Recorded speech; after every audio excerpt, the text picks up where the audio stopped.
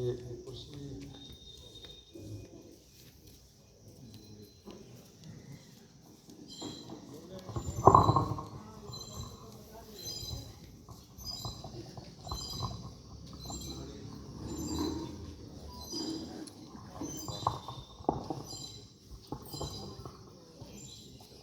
आइए सभी लोग एक बार कमर सीधी करते हैं और सूर्य का उगते हुए सूर्य का ध्यान करते हैं।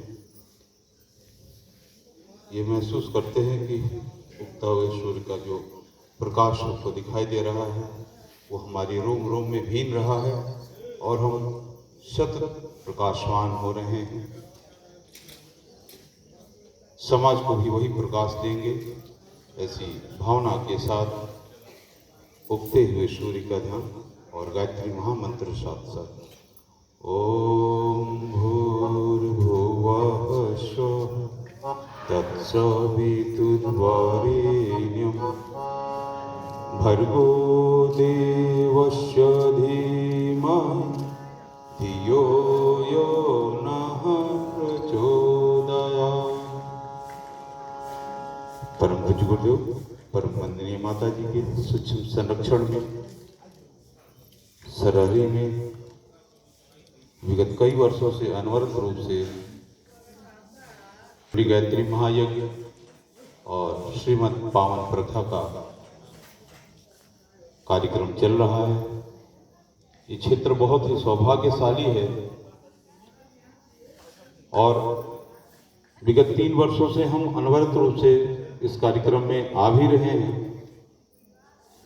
आप लोगों का इसमें प्यार भी मिल रहा है। आप सब बहुत बड़े सौभाग्यशाली हैं जो महाकाल की विराट सत्ता के सूक्ष्म उपस्थिति में आप सभी इस व्यास पीठ पे बैठे हुए शांति कुंज के प्रतिनिधि के द्वारा परम पूज्य गुरुदेव परम वंदनीय माता जी के विचार का श्रवण कर रहे हैं। यह लोग अपना समय, अपनी पुरुषार्थ, अपनी सोच, अपने हर शरीर की एक एक अंग अवयवों का उपयोग परम पूज्य गुरुदेव परम वंदनीय माता जी के विचारों को आप तक पहुंचाने का जो कार्य कर रहे हैं, इनका मैं हृदय से आभार व्यक्त कर रहा हूं। बहुत बहुत शुभकामनाएं देते हुए परम पूज्य गुरुदेव से प्रार्थना भी कर रहा हूं कि आप सभी को सतत ऊर्जा देते रहें और परम पूज्य गुरुदेव के विचार जन जन तक पहुंचते रहें। इसके साथ हम यहाँ के प्रज्ञा मंडल और हमारे आदरणीय मास्टर साहब मूलचंद सिंह माट साहब जो अनवरत रूप से अपने साथियों के साथ मिलकर इस कार्यक्रम का आयोजन कर रहे हैं और हमको बेटे की तरह मानते हुए ये कहते हैं कि आपको आना इस कार्यक्रम में अति आवश्यक है। हम उनका भी हृदय से आभार व्यक्त कर रहे हैं और परम पूज्य गुरुदेव परम वंदनीय माता जी से प्रार्थना भी करते हैं कि इस उम्र में भी वो इतने ऊर्जावान हैं, इतने लोगों का एकत्रीकरण कार्यक्रम कराना, यज्ञ करवाना, प्रवचन कराना एक सामान्य बात नहीं है। एक छोटे से हम अपने घरेलू कार्यक्रम में कितनी ऊर्जा जोड़ते हैं तो कार्यक्रम संपन्न होता है। यह तो समाज के लोगों को इकट्ठा करना, घर घर निमंत्रण देना, एक एक सामानों की व्यवस्था करना, इस प्रज्ञा मंडल के एक एक जन जो भी इसमें सहयोग किए हैं उनका भी मैं हृदय से बहुत आभार व्यक्त कर रहा हूँ। ऐसे ही परम पूज्य गुरुदेव के विचार अनवरत रूप से चलते रहें। हम ज्यादा बात नहीं कहेंगे, समय भी कम है। बस इतना आप लोगों से छोटा सा अनुरोध करेंगे कि आज जो भी हम कार्य कर रहे हैं समाज के बीच में, उसका केवल मेरे इस समय काम का एक उद्देश्य है परिवार निर्माण, केवल परिवार निर्माण। और 2 बिंदुओं पे मैं काम कर रहा हूं इस समय। हर व्यक्ति के अंदर गुण कर्म स्वभाव है, वाणी आचरण व्यवहार है। इन 2 बिंदुओं पे काम करना है। हमारे सामान्य भाषा में हम लोग कथावाचक भी कहते हैं।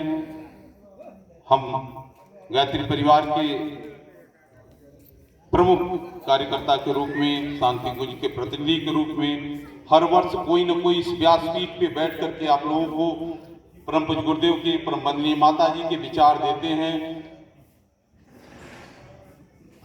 आप लोग सुनते हैं, घर चले जाते हैं, इसका कोई मतलब नहीं है, कोई मतलब नहीं है, कोई मतलब नहीं है। जितने लोग बैठे हैं ये क्या शहरी क्षेत्र के इतने ही लोग हैं?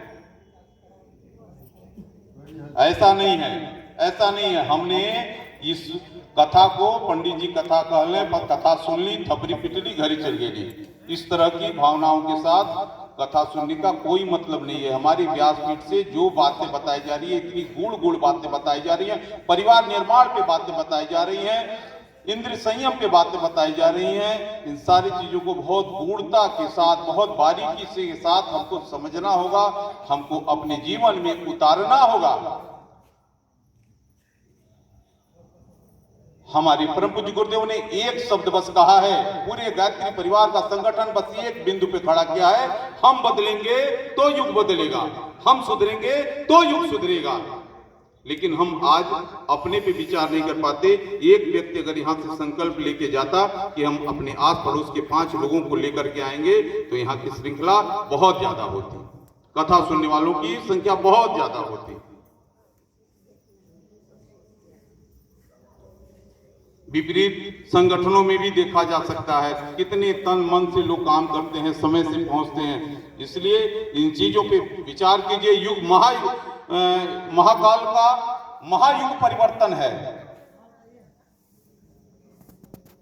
इस युग परिवर्तन की बेला में आप लोग कितने सौभाग्यशाली हैं, कितने सौभाग्यशाली हैं जो इसमें से कुछ लोग 2026 के बसंत पर्व को देखेंगे। भाइयों बहनों, बसंत पर्व को देखेंगे, बसंत पर्व को देखेंगे। यह ध्यान रखिएगा आप लोग, जो बसंत पर्व नहीं देख पाएगा वो उसकी स्थिति वही होगी जो 22 जनवरी को रामलला के उद्घाटन के पूर्व 21 की रात में ही अपने शरीर का त्याग कर दिया। वही स्थिति ये 2026 के बसंत पर्व की होगी। बहुत बड़ा युग परिवर्तन होने जा रहा है, बहुत बड़ा युग परिवर्तन होने जा रहा है, और सनातन धर्म का परचम पूरे विश्व स्तर पर लहराएगा। महाकाल का संदेश है, खुली आंख से स्पष्ट रूप से देखा जाएगा। क्या हम उसके भागीदार नहीं हैं? क्या हम उसमें श्रेय सम्मान लेने के भागीदार नहीं हैं? भगवान राम का काम हुआ था तो एक एक व्यक्तियों ने, चींटी गिलहरी सभी लोगों ने मदद किया था, एक से एक। क्या हम उस पात्र नहीं हैं? क्या हम 4 लोगों को बुला के लाने के पात्र नहीं हैं? इन चीजों पे विचार करना होगा। यही मेरा धर्म का प्रचार है, यही मुझे सोचना चाहिए, यही मुझे विचार करना चाहिए कि क्या मैं इस पात्र हूं कि 5 लोगों को, अपने जाने वालों को इस कथा में बुलाऊं और उनको इस व्यासपीठ से बताए जा रहे चीजों को विवेकशीलता के साथ जीवन में उतारने की प्रेरणा दिलाऊं। ये मेरा धर्म है, यह मेरा कर्तव्य है, यही मेरा गुण है। इस गुण को सभी को समझना होगा, चाहे हमारे वरिष्ठ भाई लोग बैठे हुए, चाहे हमारी बहनें बैठी हुई हैं, चाहे हमारी पूज्य माताएं बैठी हुई हैं।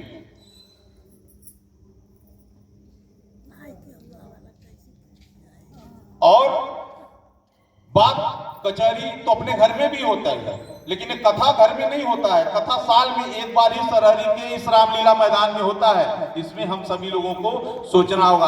और सबसे प्रमुख बात है, गायत्री परिवार की जो संस्था है, इसको महाकाल की सत्ता के द्वारा चलाया जाता है। वह महाकाल इस समय कहां बैठा हुआ है? सूर्य में बैठा हुआ है, और सूर्य में बैठ करके पूरे विश्व को परिवर्तित कर रहा है, जो आप लोगों को स्पष्ट रूप से दिखाई दे रहा है। भाइयों बहनों, तो गायत्री परिवार में प्रवेश कर जाना एक बहुत बड़ा पुण्य का कार्य है।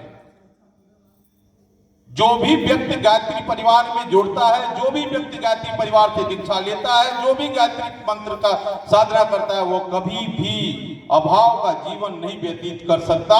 कभी भी जीवन में अभाव उसके जीवन में नहीं आ सकता है। वह सदैव सम्मानजनक की स्थिति जीता है। इसलिए आप सभी लोग आज संकल्प लीजिए, सुबह यज्ञ कीजिए, और परसों पूर्णाहुति का कार्यक्रम है। सभी लोग दीक्षा लीजिए, श्रृंखला बढ़ाइए।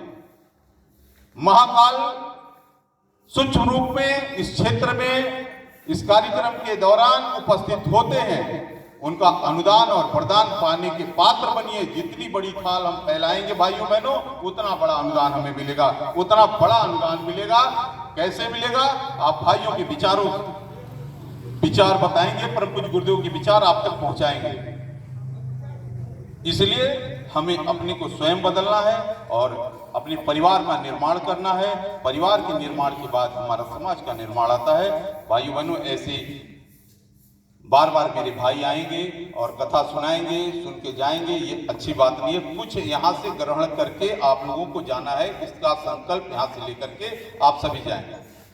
इसके साथ हम अपनी बात समाप्त कर रहे हैं और गोरखपुर में आयोजित 18 से 21 अप्रैल को 24 कुंडी गायत्री महायज्ञ का आयोजन हो रहा है। इस आयोजन में आप सभी सादर आमंत्रित हैं। 2 अप्रैल को भूमि पूजन का कार्यक्रम प्रातः 10 बजे से होगा। शांति कुंज की डोली के द्वारा इसको संपन्न कराया जाएगा। आप सभी सादर आमंत्रित हैं। सब परिवार आए, भाई परिवार के साथ आए, इष्ट मित्रों के साथ आए। आप सभी का स्वागत है, अभिनंदन है। इसी के साथ हम अपनी बात को समाप्त करेंगे और सभी यहाँ के आयोजक मंडल को बहुत बहुत धन्यवाद, बहुत बहुत शुभकामनाएं, बहुत बहुत मंगल कामनाएं। अगर मेरी कोई बात आप लोगों को अटपटी लगी हो, कोई गलत निकली हो, तो आप सभी क्षमा कीजिएगा। अच्छी बात नहीं समझ में आई हो तो परम पूज्य गुरुदेव परम वंदनीय माता जी यहाँ पे बैठे हुए हैं, इनके विचार समझ करके अपने जीवन में उतारिएगा। बहुत बहुत शुभकामनाएं, बहुत बहुत मंगल कामनाएं। धन्यवाद भाई साहब को। आपने आप सबके अंदर ऊर्जा भरी, प्रेरणा भरी और